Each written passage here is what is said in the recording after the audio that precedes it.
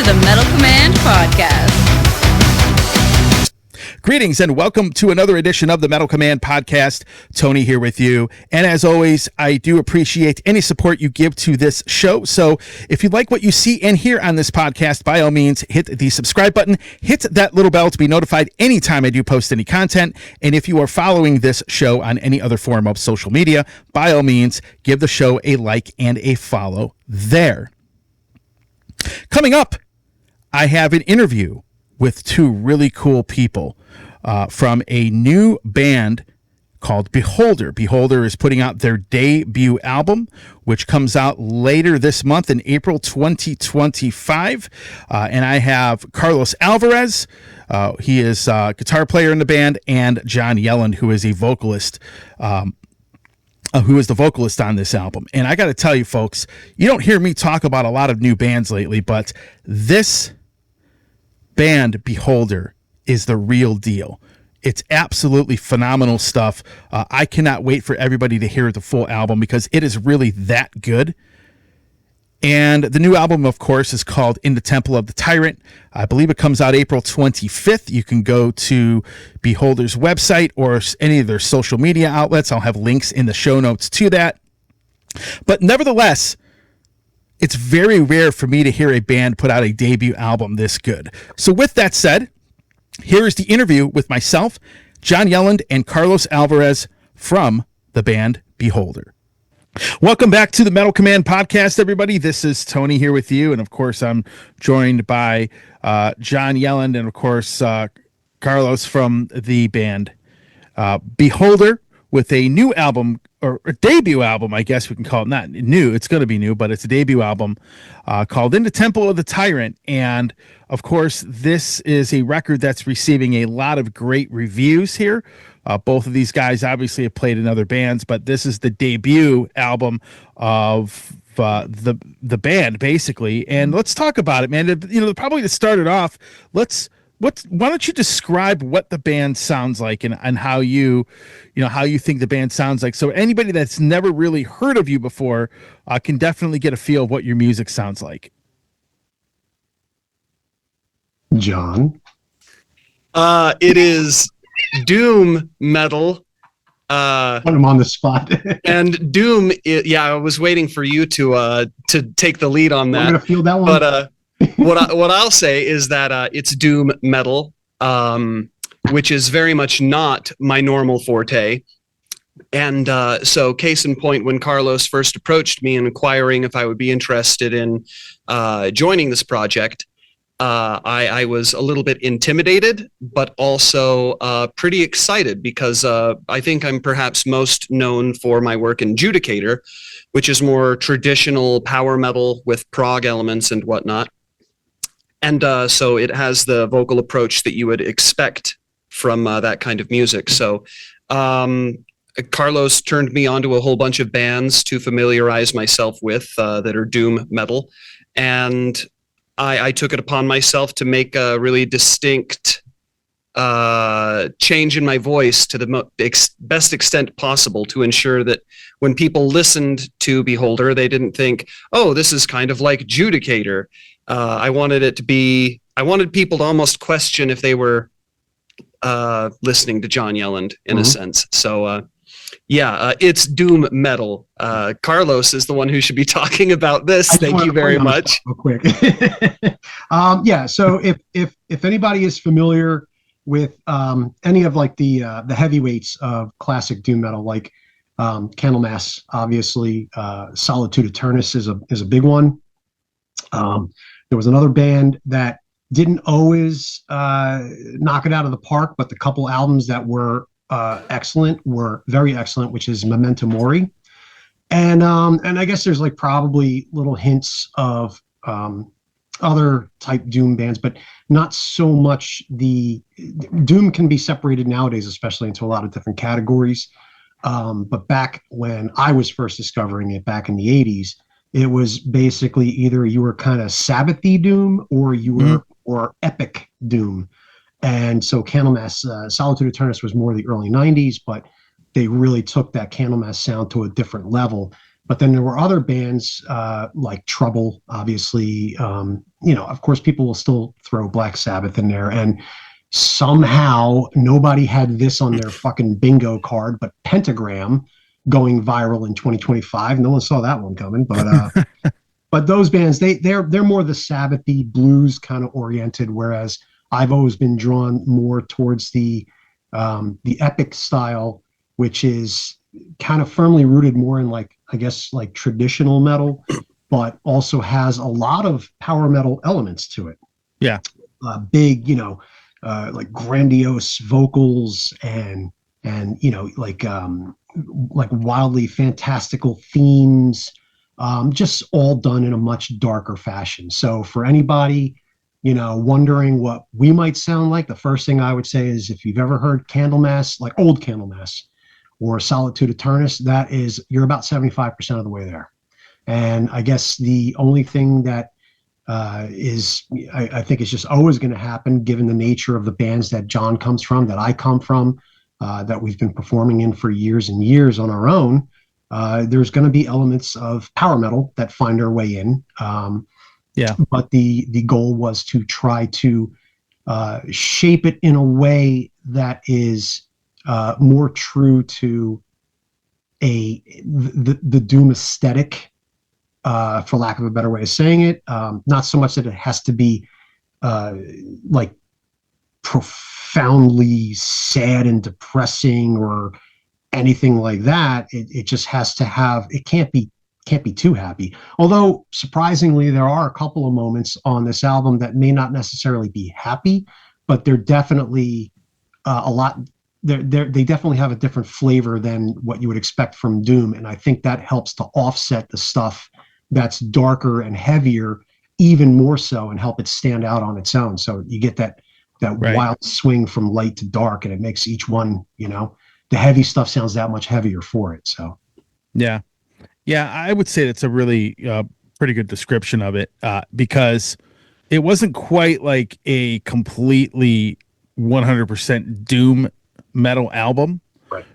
You had power metal. You kind of have an infusion of both of them. yeah, I think. Well, is what John it was. coming from years of Judicator and Dysphoria, it's the power metal with the prog elements, like he's saying. I've had Shadow Dance since the late '90s, which has always been a very dark, aggressive American style power metal band, but with progressive elements as well. And that also enabled me to start experimenting for my first actual opportunity to start introducing doom metal style elements in, because I've always wanted to have like a straight up doom metal project or band or something since I was a teenager. Yeah. So, I'm just lucky. I got this really bizarre group of knuckleheads to actually go along with it. Speaking of bizarre groups of knuckleheads, how did you guys ended up meeting and forming a band together?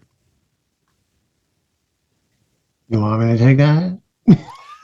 I'll speak to my side, and then Carlos maybe finishes up. So I've known Carlos since 2013 or 2014 when he handled the editing and mixing, I believe it was, for Judicator's third album, At the Expense of Humanity. And we were just so impressed with him as a person, his work ethic, and the work that he does, that we continued to have a working relationship with him ever since then. And that working relationship turned into more and more of a friendship. And so, I definitely consider Carlos a really good friend, somebody who I like and love. So as far as how I got involved, there was a period in 2020 or 2021 or two, whatever it was. Carlos, like I said earlier, approached me asking if I'd be interested. And I'll let Carlos pick it up from here because it's interesting. Myself, a current member of Judicator, Michael Sanchez, a former member of Judicator, has hopped on as Beholder's bassist. And so it's been a really nice opportunity because Michael and I had some old misconceptions or beef, that this opportunity allowed us to squash the beef, I guess you could say. And it's been really good to reconnect with Michael. I really like him as a musician and as a person. He has a beautiful soul, and he's a sweet person, and I'm really, really happy and excited to have him on board. And everybody else in the band is just there are certain relationships that work on a professional level, and that's okay. You don't have to be friends with everybody you work with, but in the times we've hung out and interacted all in person, I've been very impressed and happy with how well we get along with each other. Yeah, I mean, Christy, the first 5 minutes of all of us piling into your car at the airport and stuff, it was like we were all just shooting a shit and busting each other's balls like we've been friends for a decade, and not just like friends through Facebook or through collaborations, but like actual like hang buddies. So it was a good vibe. It was a good vibe right from the start. And and it's just like John said, man, it goes back a long ways. I think the person I've been connected with the most or for the longest would actually be Matt, the other guitarist, because he was his other band, his main band, but Chaos Frame at the time, he was looking for a singer. And I happened to have a friend that I knew would fit perfect. So I hooked them up, my buddy Dave. And he's been Chaos Frame's singer since back then, like around 2013, 14 or whatever. And then I wound up working on that album that they did. And I guess somehow through my working on that album, I then got asked to work on, when Matt was in another band at the time called Noble Beast, I got asked to work on that album. And then somehow through me working on that album, Judicator's former guitarist and co-founder, Alicia Cordisco, contacted me and expressed interest in me working on a Judicator album. I had vaguely been aware of John up to that point, and I was wrapping up the production on the Noble Beast album.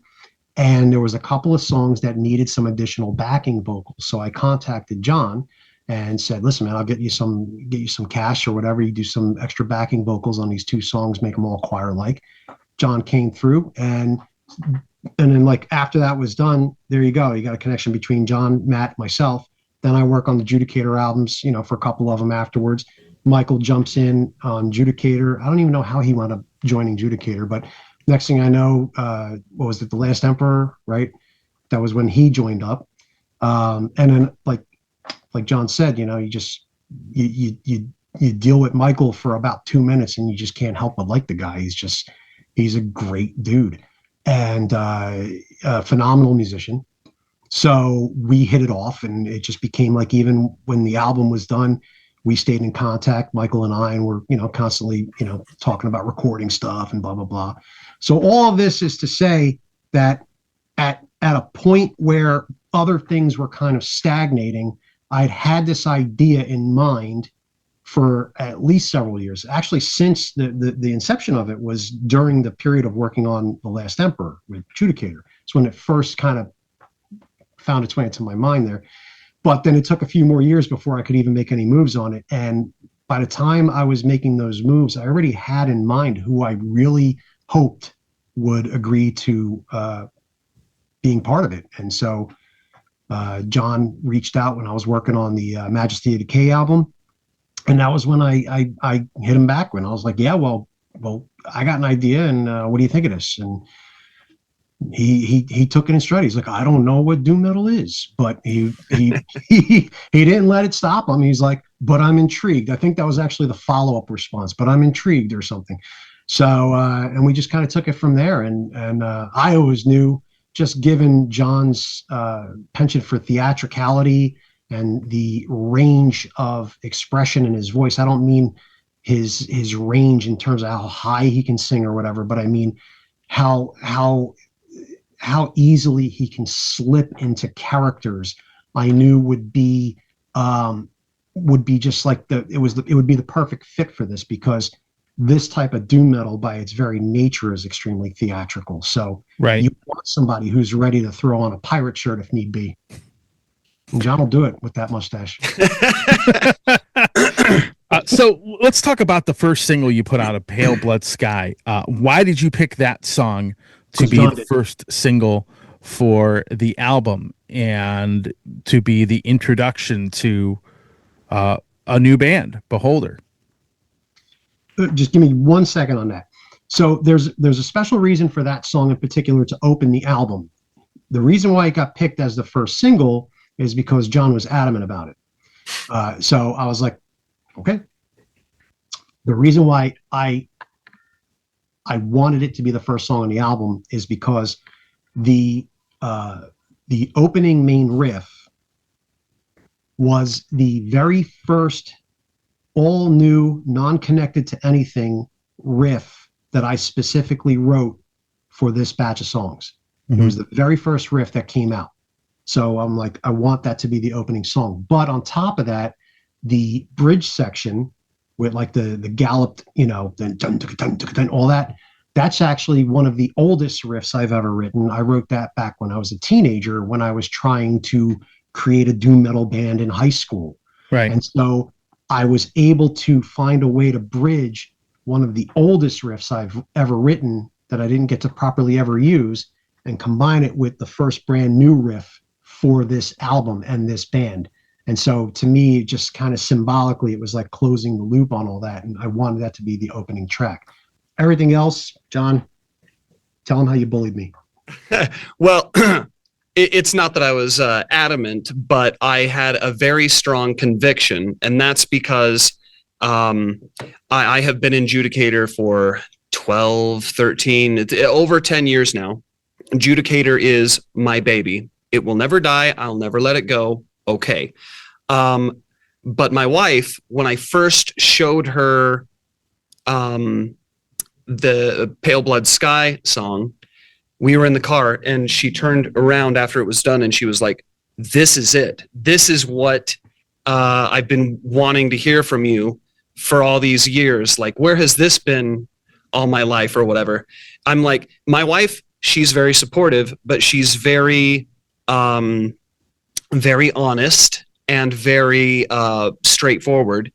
And so when that was the first time after hearing A Pale Blood Sky that I had ever gotten a like, whoa reaction from her. Mm-hmm. So I love the rest of the album. I really do. There's a lot of ups and downs. It's a roller coaster, but having that kind of a response from somebody whose main style of music is not metal, what left a very strong impression on me. I thought that is the song that should be people's first impression of the band.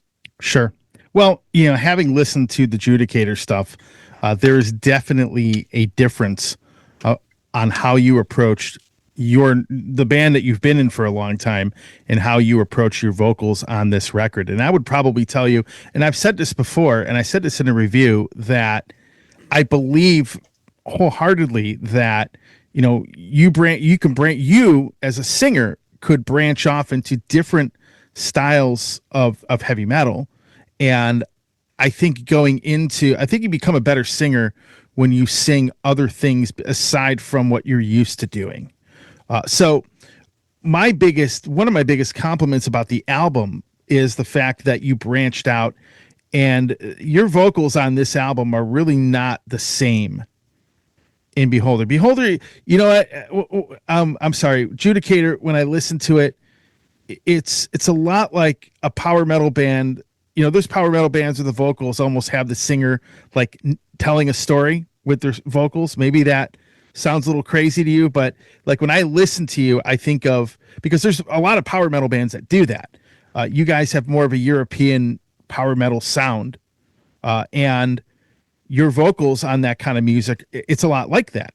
When you go to this band, it's a 180 from what you are normally doing.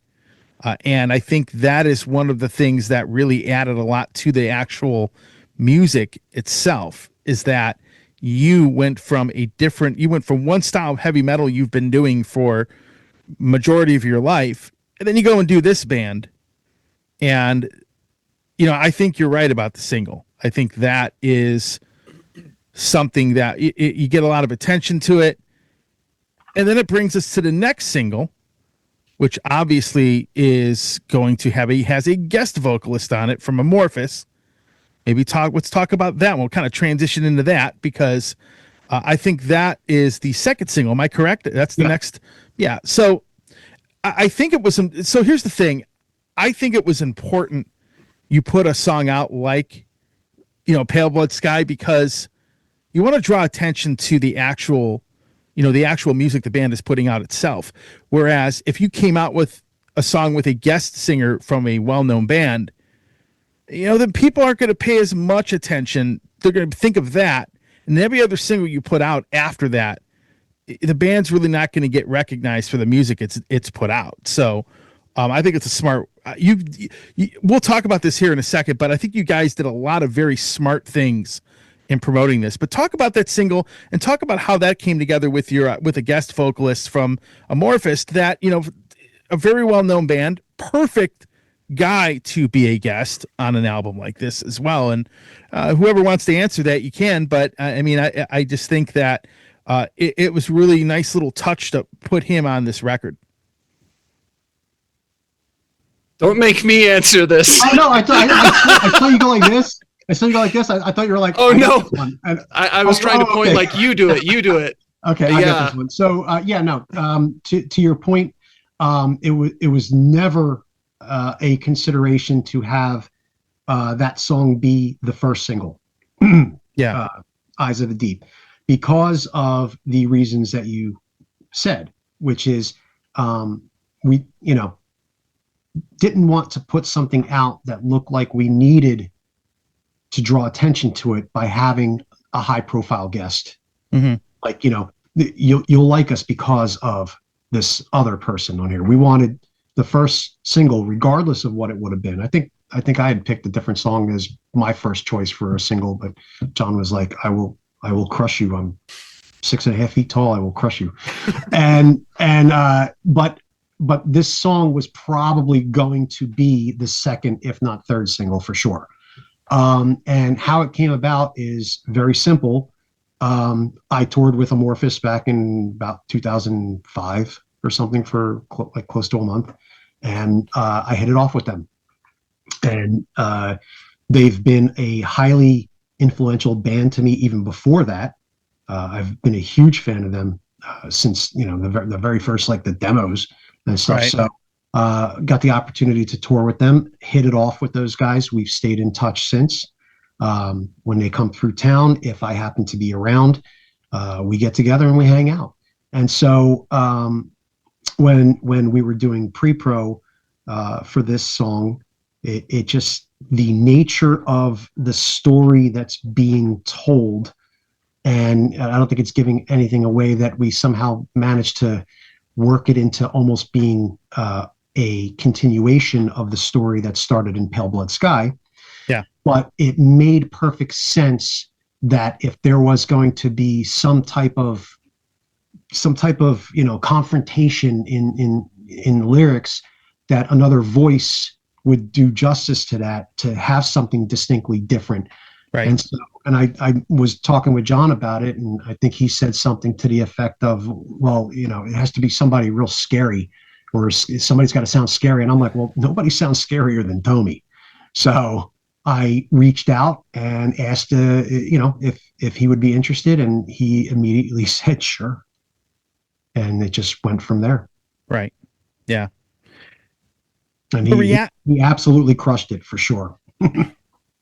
The reaction of the album, I have seen this album in my timeline probably more than I've seen any other band in the last month.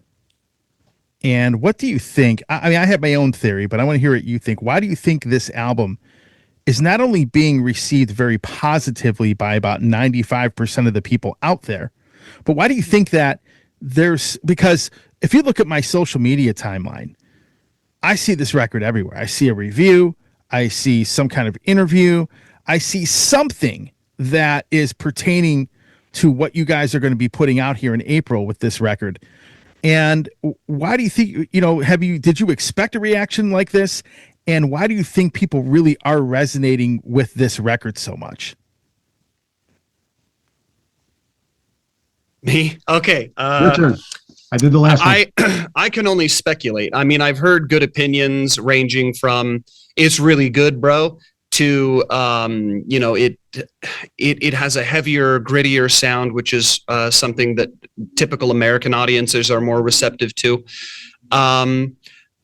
I don't know. I can say from my experience, I had, to be honest, zero expectations with Beholder, and that's not a negative thing. It's just my expectation was, this is badass. I love it. And I just thought, I've been in other projects, whether they're longer term or one-offs.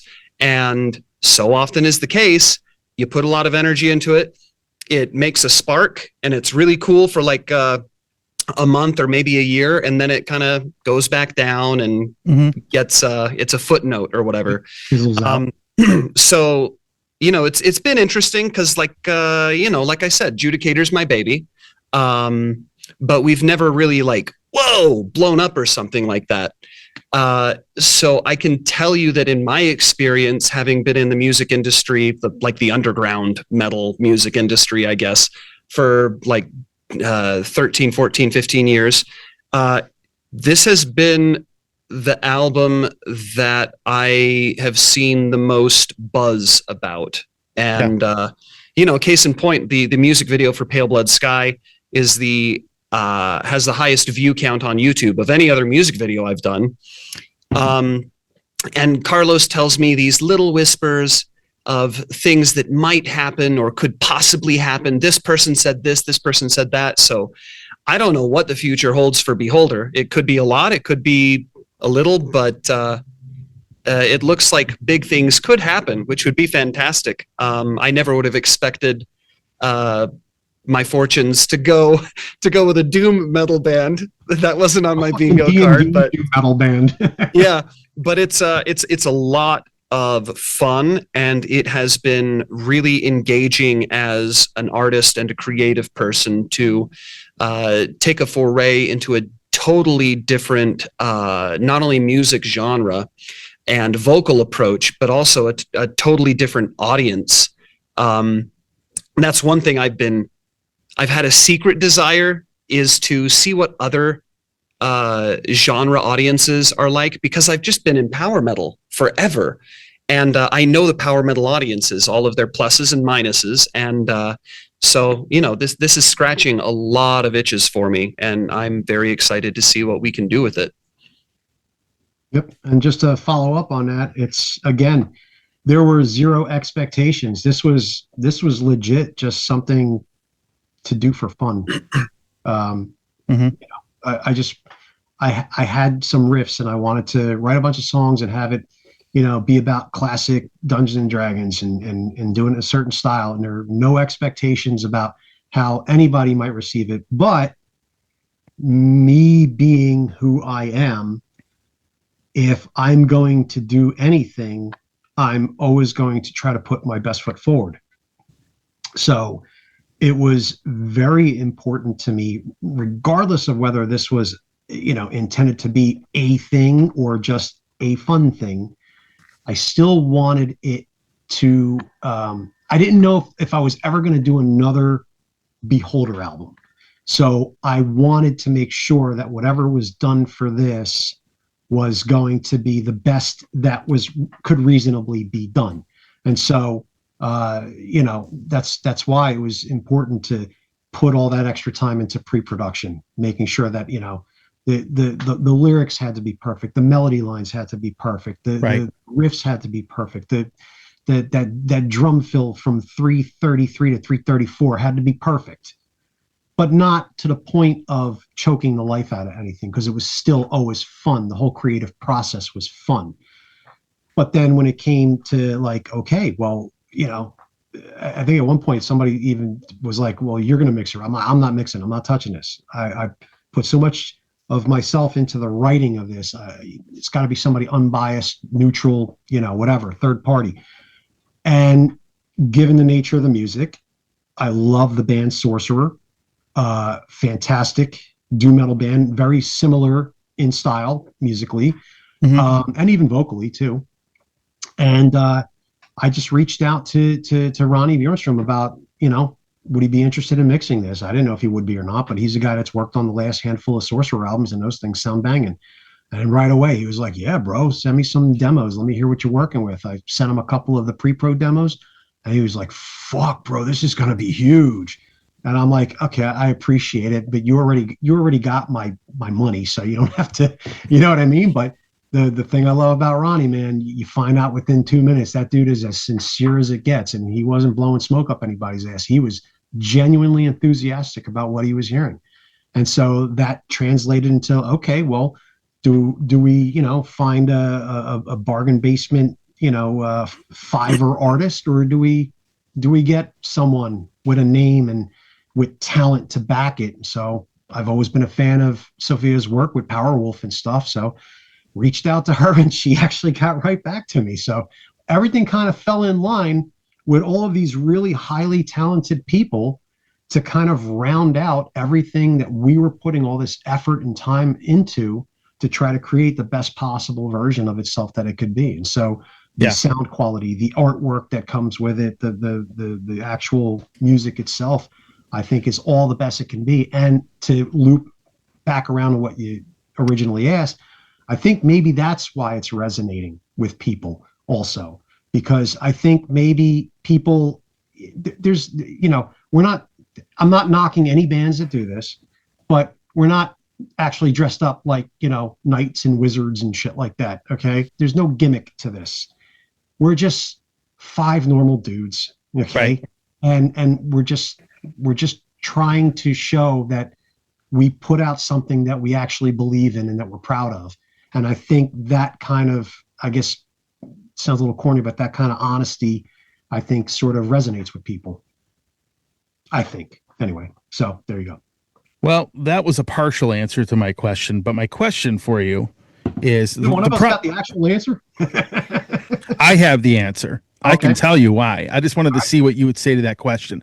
The reason that the album is because there's a lot of people that put out a lot of great records, because I get a lot of great records sent to me on a daily basis.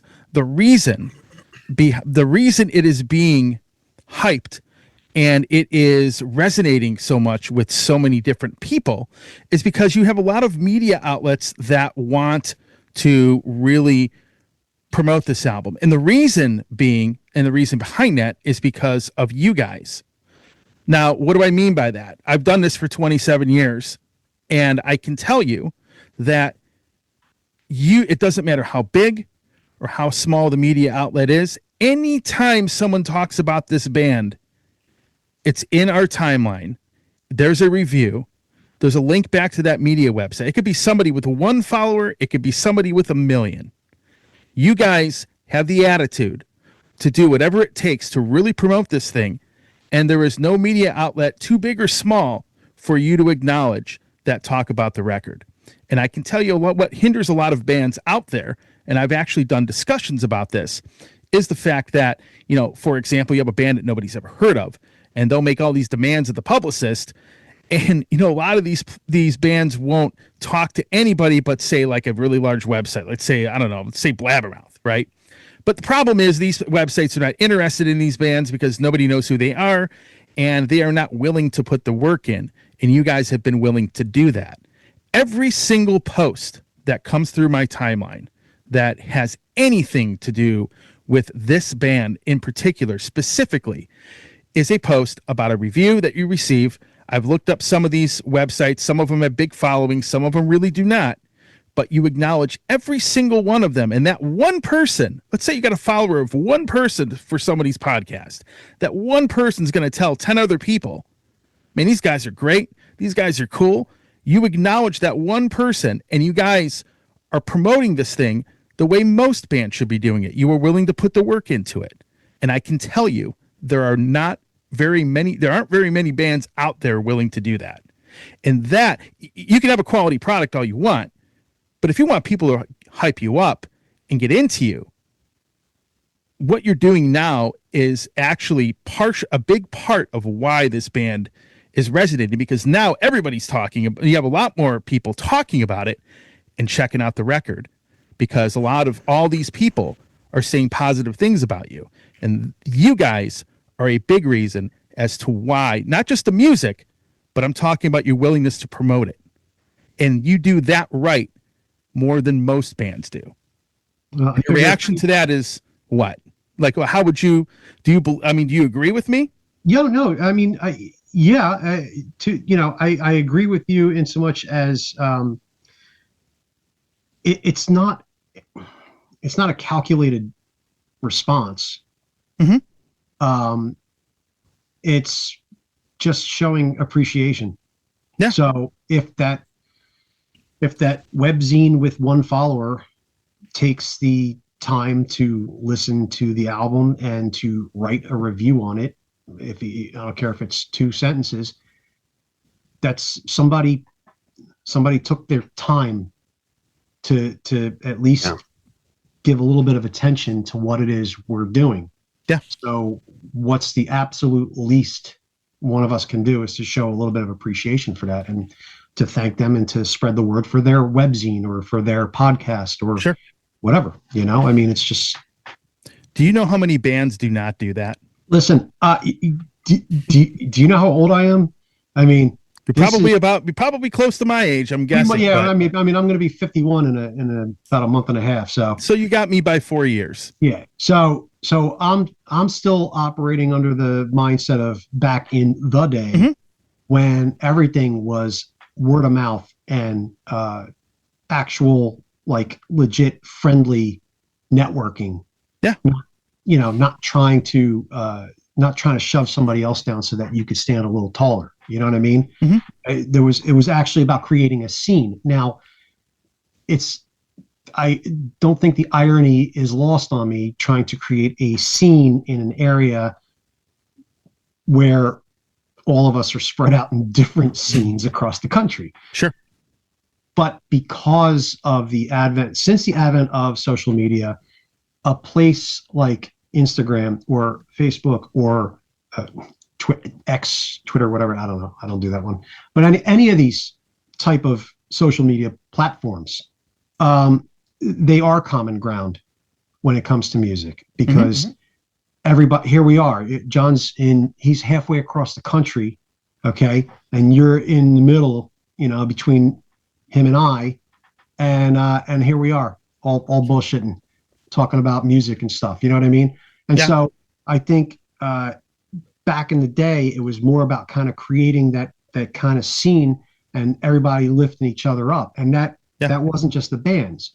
That was the small, the print zines, the people that would go to, whatever, like the copy places or some Kinko's or some shit, and would, hand copy these hand numbered little, fanzines and hand them out at shows or whatever. And you're not going to have that kind of stuff now, but you have similar things. And so if those people with smaller followings are going to show respect to your work by listening to it and doing you a solid by doing a review of it and saying some positive words or just sharing it with some of their followers, like I said, the least any of us can do is to respond to that and to thank them and to try to share that page or whatever in kind. I would say too, as people who labor obsessively over our crafts individually and as a band, I would much rather share and put a spotlight on a blog that really ingested what we made and produced something thoughtful and unique than to share an A-list publication that just copy and pasted our press release. I despise that. I despise seeing our press release just copy and pasted. So to me, I don't really care about viewership or audience or anything like that, because I never have gotten into this for money. It's always been for other more internal reasons. And so to see somebody who's a big shot or a little guy actually engaging with something that we labor over and care about, that's what matters to me more than the clout of we got shared by X, Y, or Z A-list publication. Yep. Carlos, so let me give you a good example of this. I had never heard John's band before, the other band, Judicator. I sent him a message to say I'm going to check it out. He sent me a message, a 2-minute voice message on Messenger, like literally thanking me to do that. You know how many bands go out of their way to do that? Not very many. If it's somebody, I don't even know John that well at all. So I've had bands do that. Don't get me wrong, but very few do that. I would say probably 10% of them might do that. And I could tell you that there are bands that probably are less known than Beholder is right now that would never do that. So I guess what I'm trying to get to is that the fact that this record, you mentioned the cover art's phenomenal. I think the mix on the album and the production for the most part is pretty good. But you were willing to go the extra step. A lot of people are not. And that is part of the reason. I mean, the quality of the record and the songs are obviously, they trump everything. But the fact that you have people getting behind this the way that they have, because I can't even begin to tell you the last time I had a band where they had like a debut album that I've seen this much in my timeline ever. So the reason I'm bringing it up is I do bring these topics up on the show every once in a while. And I just think that the way that you do this and how you acknowledge everybody that talks about the record, I think is great. And I think that's part of the reason you're getting a lot of hype because of this, and because you are willing to put the work in. Nobody is too big or small for you. It's all about, hey, if someone checks my album out, and this is one of the biggest bottlenecks. I can't even begin to tell you how many bands can be like this. I had a whole discussion on my show about this, actually, about this kind of thing. But you guys are doing things the right way. And that's really what I wanted to kind of, I agree with all of what you're saying about the album. What I'm saying is that what takes it a step further is what you guys are doing right now. Yeah, well, like I said, it's not a calculated response or anything. It's just showing genuine appreciation for people. Sure. Showing, interest. So, yeah. And you've had positive, I'm going and looking at these reviews. I don't really see any, nobody's giving it like a 1 out of 10. I think the album is, I haven't heard a debut album in a very long time where I can go and be like, this is pretty awesome, and that always leaves you pressure for the next album though. So yeah. But I really think that you guys really hit it really, as I said in the review, you guys kind of knocked it out of the park. I know a lot of Europeans have no clue what I mean by that. But generally speaking, I think you have. So, how much interest do you have? Have you had any interest for the band to play any shows? Have you had any interest in possibly doing a second record now that you have all this stuff? Because the thing's not even out yet. I can only imagine it comes out soon, obviously, but it's not even out yet. So, yep. Yeah. April 25th. Yeah. 1 month. Yeah. A month from now. Yeah. So you got a month leading into this. And usually most bands, they'll start their promotion, 3-4 months ahead of time, depending on what you have going on. But it seems most of the time it kind of levels off. This keeps going up. Yeah. Like I just looked at my timeline just a second ago. I see 4 posts from a review that this band has had. I still got a couple other reviews that I haven't even posted about yet. Yeah, that's what I'm saying. So, yeah. But I think it's great. Yeah. And I think the fact that you have the right attitude towards this is fantastic. The one thing about the American market, and I've always said this, that, and this is no disregard for Judicator at all, John, but power metal has never been the forte of the United States. When you go and look at Halloween playing huge rooms in Europe and everywhere else, they come here and play in front of 700 people. It's never resonated with the population here. It's always been very regional with pockets of people that are going to really get into it. And especially with the style that you play, right? Man, try to start a power metal band in the late 90s in the Philadelphia area. Correct. Yeah. And again, you what I'm gotta tell me, man, you know. no, I got you. But what I'm saying is that it's a perfect combination of that. God damn it. I did it. I did a Euro style power metal band in the Philadelphia area. Okay. In the late 90s. Yeah. And I started my show in the late 90s. Believe me, dude, you don't have to tell me anything about that. But like I said, this band is a perfect combination of like that dark doom with some power metal mixed in, and that really also in the United States. I mean, that resonates really well with a lot of people in the scene, and I think that might be probably another small part as to why this is resonating with people here, especially. Yeah, I mean, I am fairly ignorant, but in my own little simple mind, I think, it's, I think of Mastodon and the way that they started to grow. And so, if Beholder has a pathway to something bigger and better, I don't know what it looks like, because no two success stories are the same. But I see Mastodon as like a newish band that has in America made a big splash, and so I think there's potential, yes, for Beholder in a way that, like with Judicator, avenues to bigger success are going to be more across the Atlantic, a little bit more narrow. So yeah, I'm like I said before, I'm really excited to see what Beholder can do. There's whispers to your original question about like bigger opportunities or shows and festivals. I hesitate to speak about the whispers and stuff I've heard and indications from people who are connected and whatnot. But I will say that we have hopes that 2026 and 2027 might see some fun, interesting, cool developments for maybe festivals or who knows. Sure. Yeah. And a lot of that's going to be dependent on when the album comes out itself and how it does. Like, because right now everything is based off of literally just a bit of a hype machine and one single. A relatively successful single for a relatively unknown newer band, of course, but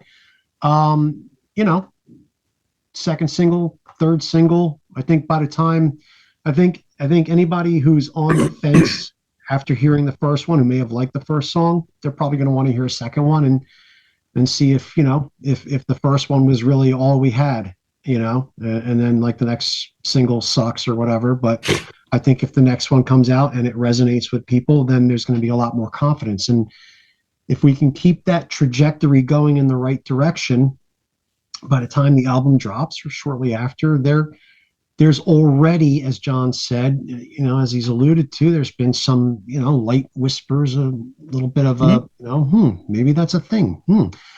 Somebody got their big eye on us, that kind of thing. And, but it's nothing you really want to talk about because that's all it is. It's just somebody's kind of looking at you. Somebody whispered your name in connection to something maybe. So it's all speculation right now. It's not even worth really kind of wasting too much energy on.